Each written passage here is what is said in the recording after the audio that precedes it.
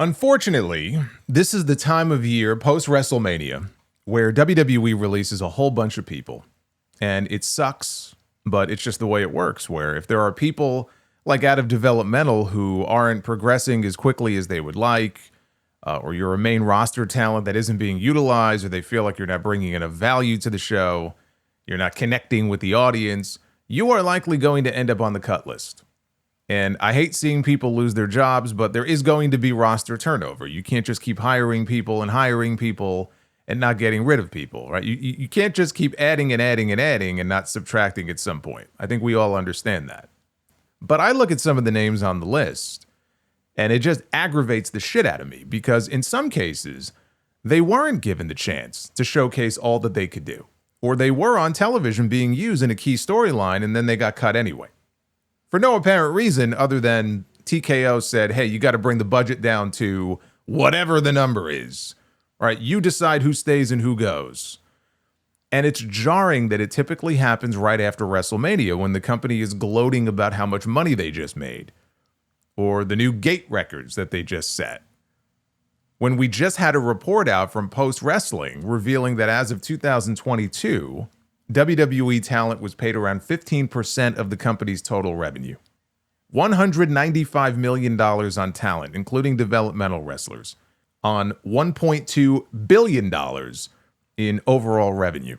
Less than what UFC fighters were paid as of a few years ago. And we hear a lot about low fighter pay in the UFC, which also happens to be owned by TKO.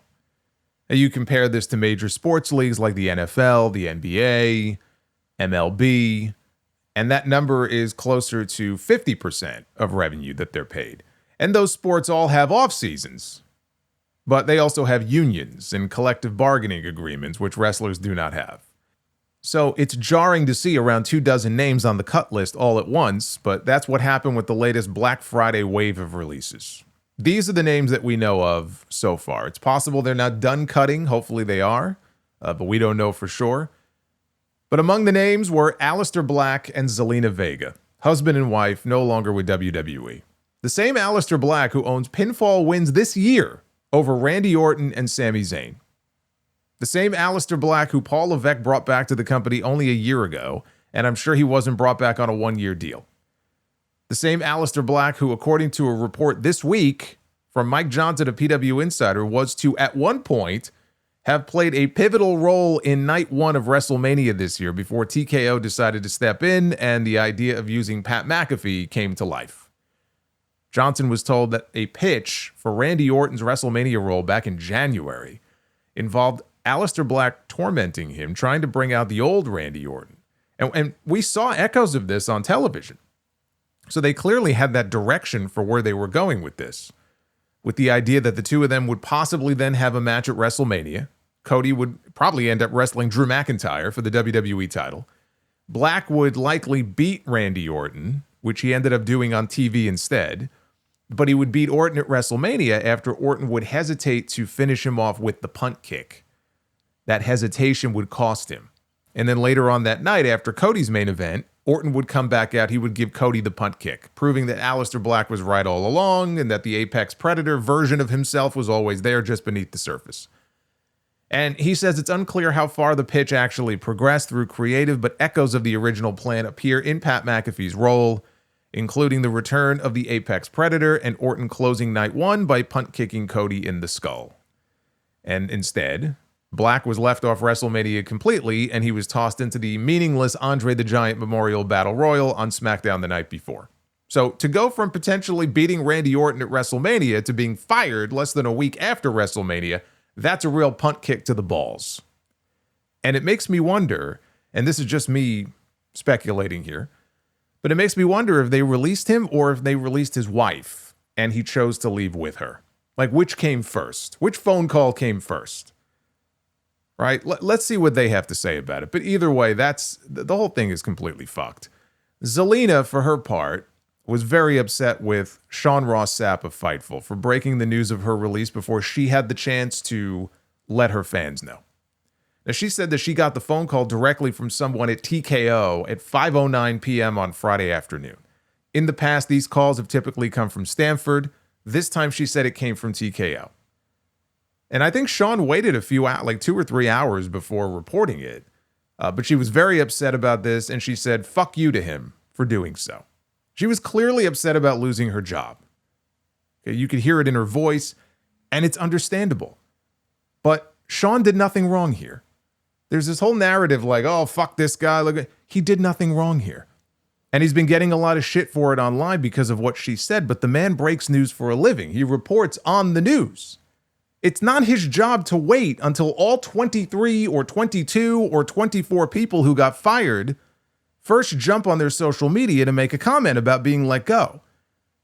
You know, he gets the news, he verifies it, and he reports it. Now, if he had gotten the news and reported it before she herself had learned of being fired, that would have been different. But that's not what happened here.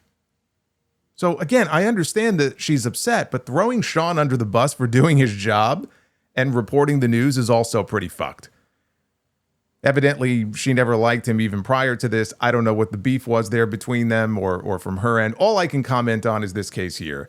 And Sean did nothing wrong. If she wanted to reach out to him and ask him, specifically as a courtesy, please don't say anything because I'm planning on putting a statement out, she could have done that. I don't know that she did. But then it would have been Mike Johnson, or it would have been Dave Meltzer, or it would have been Corey from bodyslam.net who would have reported it anyway. So on this, I don't see where this man did anything wrong. Now, this other issue of her saying that she got the call directly from TKO. A lot of people have cited this as some sort of proof that these releases came from the TKO side, and Paul Levesque had nothing to do with it. I don't know if these people are actually stupid or if they're just pretending to be. Because you would have to be operating a few crayons shy of a full box to believe that Triple H had no input into who was released on Friday. There is zero chance that he had no input into what names ended up on that cut list. As the chief content officer, as the man who's responsible for the overall creative direction of their television shows, he's the one deciding which talents to use and where on these shows. Ari Emanuel is not coming in. Mark Shapiro is not coming in and telling Triple H to get rid of Alistair Black and Zelina Vega. They are not coming in and telling Triple H to get rid of Apollo Crews. I guarantee you, they don't even know who the fuck Apollo Crews is.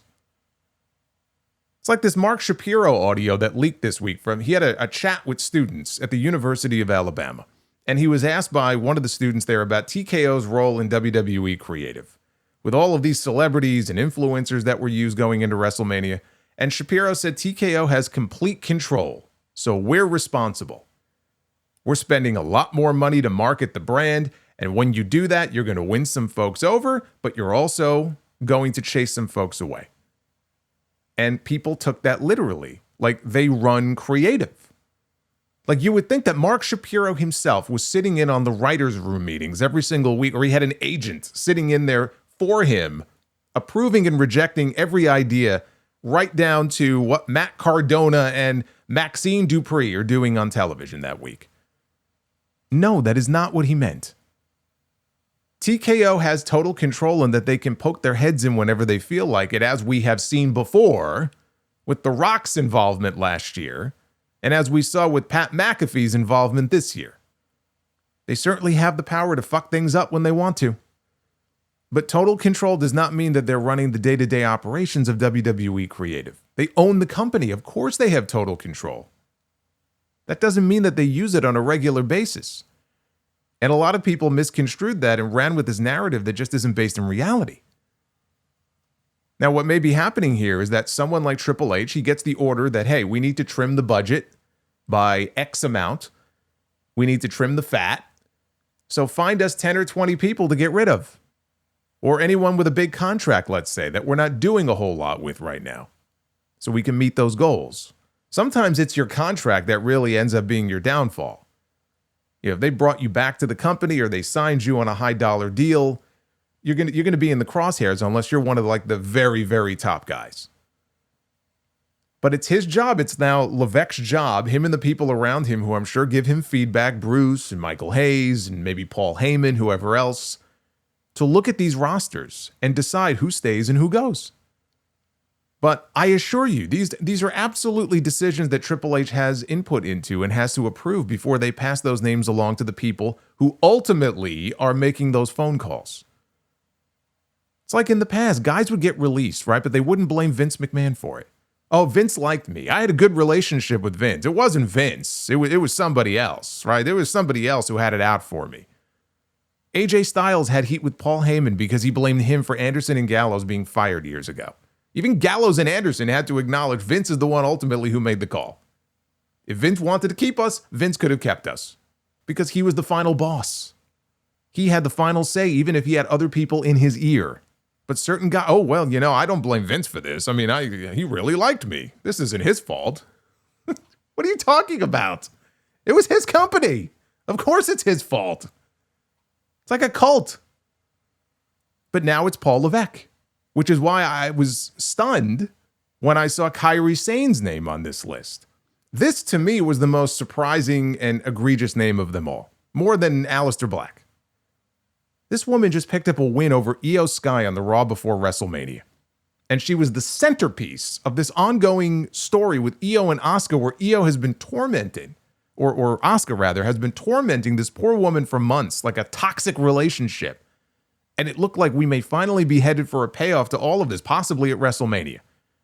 Io versus Asuka, right? Maybe this is where Kairi finally stands up to Asuka and she breaks free. And then they left all three of these women off WrestleMania altogether in terms of a match. And so I'm left to wonder if this had something to do with it. Was there something going on where maybe Kairi's contract was expiring soon and they were trying to negotiate something new? Did they make her an offer that she refused? Or am I just trying to make sense of a senseless situation where we had this woman who was a key part of an ongoing storyline on television who is now gone, which means we get no payoff to that story? Like, Asuka has been yelling at Kairi and berating Kairi for I don't even know how many months now. The Io thing was only really introduced recently, but this has been playing out for so long, and now we get no payoff to this. Io posted a long statement on X about Kairi, but the way the first paragraph was phrased, and it could just be the translation, but she says, I understand that everyone as an athlete eventually faces a turning point when thinking about their life and their career.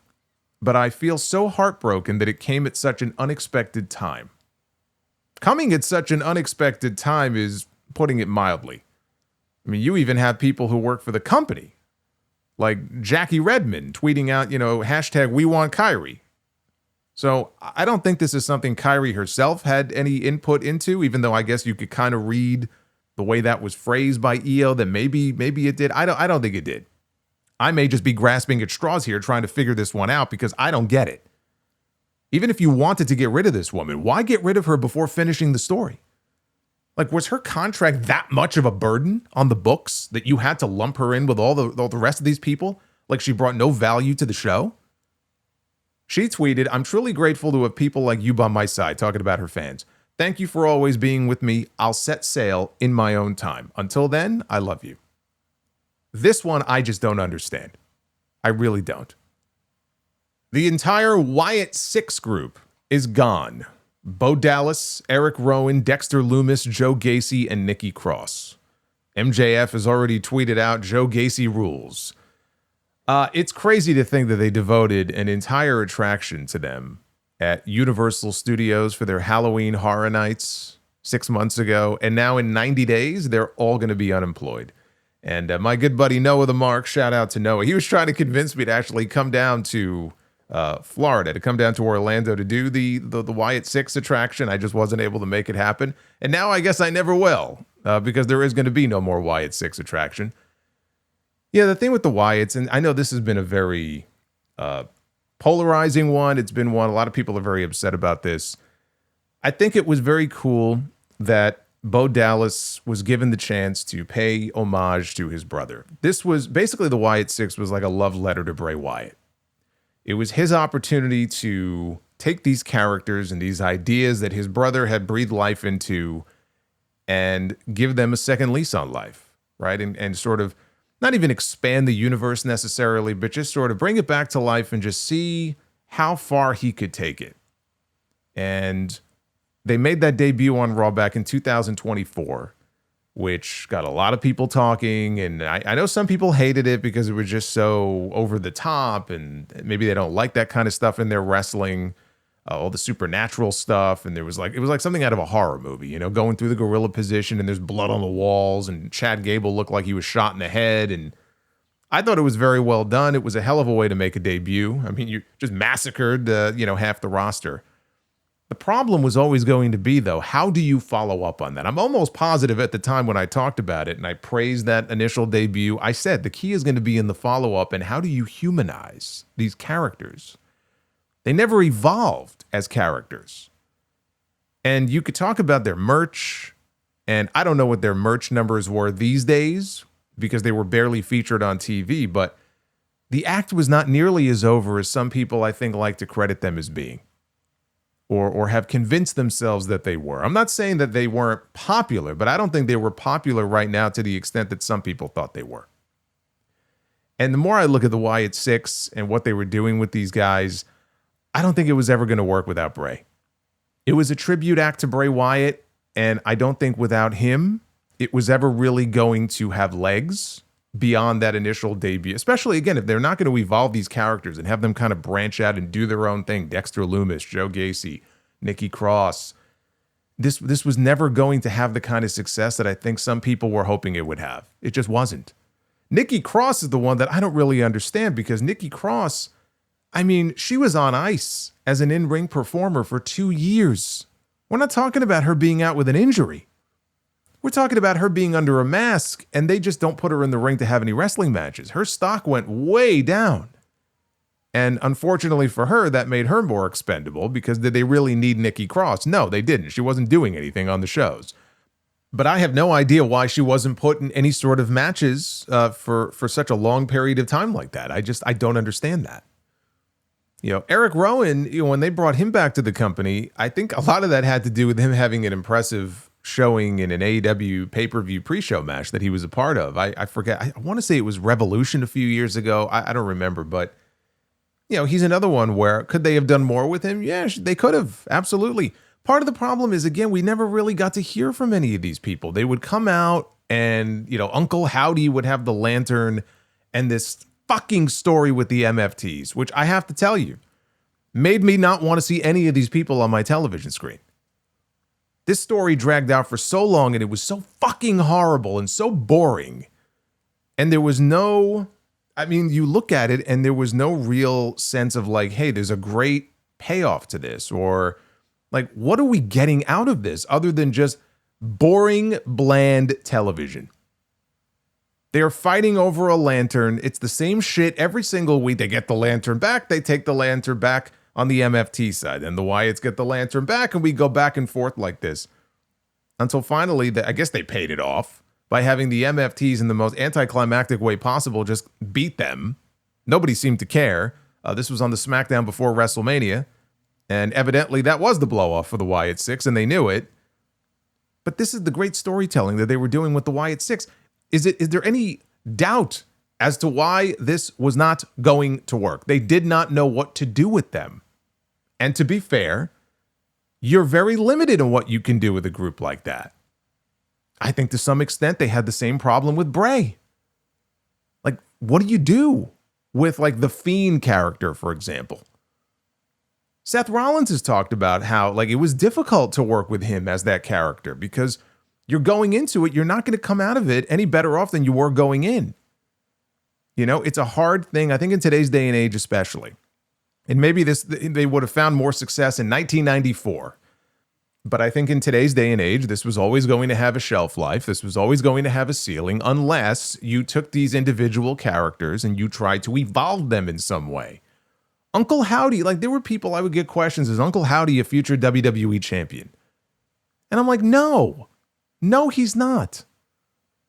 But like Dexter Lumis or Joe Gacy, do I think they could contribute to SmackDown or Raw? Could they be players? Could they be wrestling one day for the United States Championship, the Intercontinental Championship? Sure, but not like in the state that they were in. We'd have to hear from them more. And Dexter Lumis's whole thing was, we never heard from him. I don't even know what the guy's voice sounds like since he joined WWE. I'd have to go back to his TNA days and listen to what he sounded like when he was Sam Shaw. But that was kind of his whole gimmick. Even in NXT, he was a mute. But like a Joe Gacy, or again, I go back to Nikki Cross, like these people, they put them under these masks and they gave them the spooky entrance, and that's it. That's where it ended. And I'm telling you, man, that's only going to go so far. After a while, you got to change it up and do something different. Now, is that WWE's fault for not giving them the ability to do something different? Were they pitching ideas and being rejected? Maybe we'll hear from some of the members that they were trying to pitch ideas and they were falling on deaf ears. But you were only going to be able to coast on that gimmick for so long. It was never going to work unless you did something different. There was nothing different there that made them expendable. The Motor City Machine Guns, Alex Shelley, Chris Sabin, very talented tag team. I'm glad they at least had the chance to get a run in WWE. I mean, they were together for almost 20 years before they even came to the company. Right out of the gate, they put the tag team titles on them, which meant that there was only one place for them to go, which was down, which is exactly where they went. And part of the problem with the Machine Guns, well, there's two problems. Number one, again, I like them, but they were not really getting over with the WWE audience. They would be out there. The people really weren't reacting too much to them. It could be a product of just the fans not being into them. It could be a product of them not being featured in a meaningful way on the show. The second problem was that they were part of a dead tag team division. That's it. I mean, where were they going to go in the SmackDown tag team division? Nowhere. They were going to go down to the depths of hell because that tag team division, and it's not much better on Monday nights, is fucking dead. Tag team wrestling, when it comes to the tag team titles, is dead in WWE. And they don't seem to be in any great rush to do anything to really fix it. So the Machine Guns were doomed. They had nowhere to go. Alba Fire. She's been playing one of Chelsea Green's secret Hervis agents. She's gone. Not really a shock. I mean, they weren't really utilizing her much. She did post on social media, Kaylee Ray would batter Alba Fire. Just saying, I'm sure. The old Kaylee Ray, I'm sure, would kick her ass. I think she'll do well, though, wherever she lands. Zoe Stark has been released. Although it is being reported that she had been medically cleared recently to return to the ring. This was from that horrific injury. She tore her ACL, MCL, and meniscus on Raw last May, coming off the top rope. The way that she landed, her leg bent, her knee bent. It's one of the most disgusting things that I've ever seen in a wrestling ring. And so she's gone. And this is a very shitty situation here. Now, initially, when the news first broke, I just posted a comment, about her being released while she has been out recovering from an injury. Then I think Sean posted a follow-up saying that she had actually been medically cleared just recently, or she had been medically cleared and had been waiting for her return. And then I had all the people, she was medically cleared, quote tweeting, she was this guy's an idiot. He doesn't know what he's talking about. She was medically clear. The peanut gallery was out on social media. And I'm like, okay, sure. That came out after I saw, the initial news, but also, does that make it any less shitty? I actually think it makes it more shitty. Doesn't change my thoughts on this. It's a shitty situation. Because here's a woman who, if you were following any of her posts on social media, on IG, she went through a very rigorous rehab. And I think that there were some setbacks, even earlier this year, like in January, there were some potential setbacks. But then she, kind of got over those and everything was going well. And then we come to find out she's been cleared and she's about to make her return to the ring. And think about the initial injury, as awful as it was, and then all of this rehab, and you get yourself to a point where, okay, I get that call or I get that diagnosis from the doctor that you're medically cleared. You can get back in the ring. And now you're all nervous and excited and you're amped up because you want to get back to what you do. You want to get back to your job. You want to get back in the ring, only to find out, guess what? That job has now been taken away from you. At a time when they have two women's mid-card titles, because Zoe, when she got hurt in May of last year, those women's IC and US titles had not been around for even 6 months at that point. And now she's out of a job. Instead, those two titles are on two former women's world champions. Becky Lynch, she got the belt back at WrestleMania, the IC belt, and then Tiffany Stratton just took the title from Julia on SmackDown on Friday night. So people Zoe Stark are kind of left in a lurch anyway because they have the belts now on two former world champions, which I'm not really sure what the point of that is, but whatever. So now she will have to get back in the ring somewhere else. And I think she posted a statement. I didn't pull it on social media, just grateful about her time and thankful for all of her fans. I feel bad for her. I think she deserved an opportunity to at least get back in the ring for them to show them what she can do. And maybe she could contribute and be a valuable member of the women's division on either one of those shows. She'd put so much work in. She got hurt in their ring, first of all, and she had put so much work into making her comeback that to kind of pull the rug out from underneath her was very shitty. Apollo Crews survived 11 years in WWE. Even had a couple of title reigns, one with the United States Championship, the other with the Intercontinental title, which included a WrestleMania match where he won the title in that Nigerian drum fight. Remember that? Remember Commander Aziz? He is now gone from WWE. He is someone who I think is going to do very well on the independent scene. You bring back Uhaa Nation, you let that man go out there and wrestle and let him do what he does best, and I think he's going to be just fine. But I'm kind of surprised, honestly, that he even survived as long as he did, considering the way he was used or not used.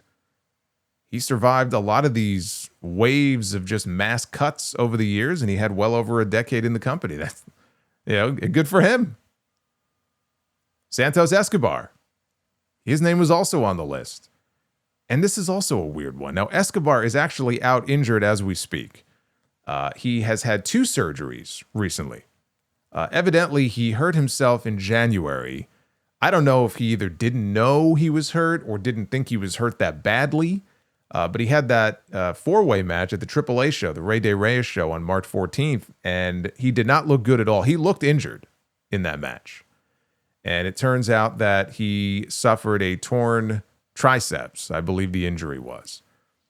And he had surgery to repair it. I believe he just had a second surgery. There was some sort of ulnar nerve issue, and so he just underwent surgery to repair that. That sounds like Tommy John surgery to me. Isn't that Tommy John surgery? What a lot of baseball players get? It has to do with the ulnar nerve. Well, I know in baseball, if you have Tommy John surgery, you're basically done for a year and a half. As a wrestler, I don't think you need to be out, unless he's thinking about throwing a 95-mile-an-hour fastball. I don't think he'll need to be out for a year and a half. But nonetheless, he's on the shelf right now. And I look at Escobar. Here's a man who allowed his contract to expire last year. From what I can recall of that story, I know I covered it here on the Sound Off. I believe they wanted to keep him. They made him an offer, and he basically said, no, I'm not interested. And he was going to allow his contract to expire, and then we'll see where he goes, right? He'd become a free agent. And they came at him pretty hard with, I guess, a follow-up offer, and apparently they threw a whole bunch of money at him. They gave him a big fat pay raise. And there were stories like he wanted some assurances from them about, his creative direction and that they would have something for him. I don't know if he ever got those assurances, but he got a lot more money. And so he ended up staying. Everybody thought he was gone. It's like, just when I think I'm out, they pull me back in. And so he re-signed with them. And then we heard nothing. Literally months went by. And there was one report that said that, he kind of fell through the cracks. But now they were coming up with creative plans for him. He fell through the cracks. Really. And then he popped up in AAA and didn't do a whole lot before he got hurt here. So I don't really, again, how they make some of these decisions, it just confounds me. They wanted him so badly, and now because I guess he's hurt and he's of no use to them, they've decided to cut him. And to my point from earlier, if he got a big fat contract to re-sign with them, that put him in the crosshairs. I'll bet it was that contract that did him in, and that's why he ended up on this list. Now, from NXT and the Performance Center, Andre Chase is gone. He found some success with the Chase University gimmick, which was very unlikely to find the kind of success it did in NXT on the main roster if they ever wanted to bring it to the main roster. That's the same way I felt about Tony D'Angelo and the whole gimmick he was doing with the mafioso boss. The best thing he ever did was go away and come back and reinvent himself and just ditch that gimmick, because if he ever wants to be on the main roster, with that gimmick, it was never going to work. It was always going to have a very short shelf life. Dante Chen is gone. The first wrestler from Singapore ever signed by WWE. He tweeted saying, 5 years, 147 matches. Thank you, WWE. 147 matches in 5 years really isn't a whole lot. So he hasn't exactly been working a bunch for them. Tyra May Steele, who won a gold medal in the 2020 Tokyo Olympics, is also gone from WWE. She was the first female winner from season 1 of LFG.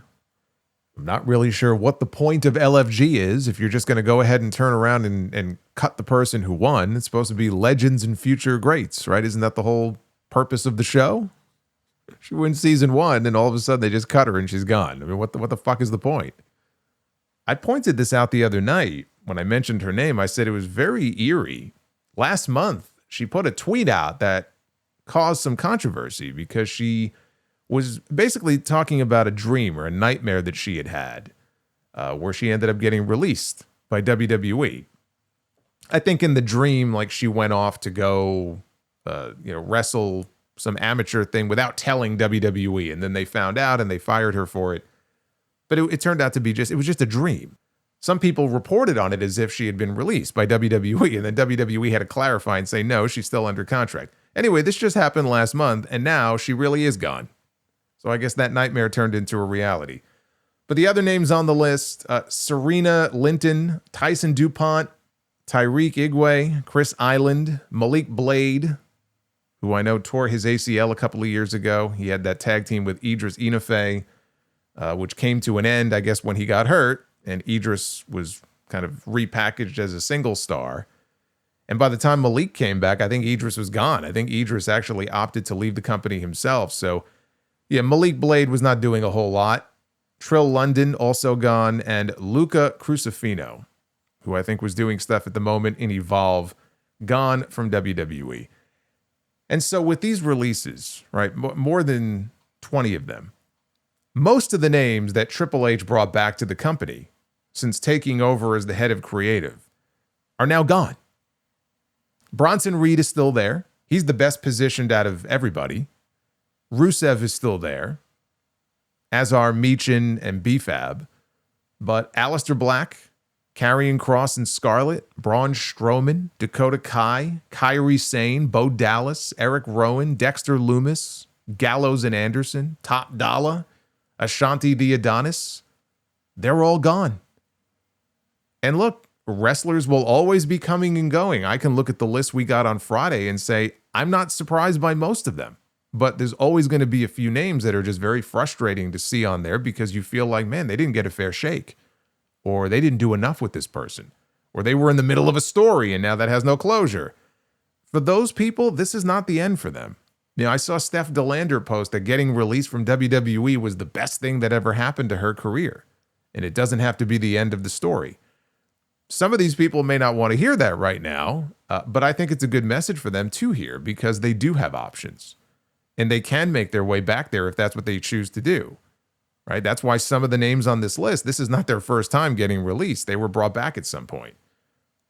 There are lots of options out there to find work. Hopefully they all do. Where do I want to see some of them land? I don't want to do the whole, they should go here, they should go there.